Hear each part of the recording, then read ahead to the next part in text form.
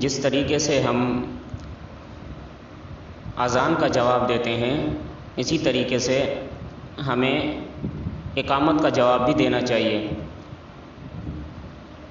عن ابی امامۃ رضی اللہ تعالی عنہ او عن بعض اصحاب النبی صلی اللہ علیہ وسلم ان بلالا اخذ فی الاقامۃ فلما ان قال قد قامت الصلاة قال النبی صلی اللہ علیہ وسلم اقامها اللہ وادامها وقال فی سائر الاقامۃ کنحو حدیث عمر فی الاذان۔ یہ حدیث سنن ابی داؤد جلد نمبر 1 صفحہ نمبر 85 پر موجود ہے۔ السنن الکبریٰ للبیہقی جلد نمبر 1 صفحہ نمبر 411، کنز العمال جلد نمبر 8 صفحہ نمبر 169 پر موجود ہے۔ حدیث پاک کا ترجمہ ہے کہ حضرت ابو امامہ رضی اللہ تعالیٰ عنہ آپ صلی اللہ علیہ وسلم کے بعض دیگر اصحاب سے مروی ہیں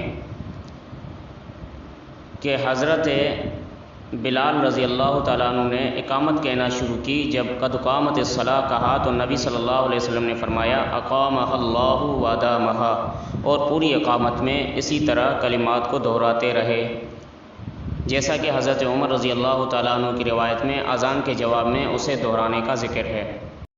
اللہ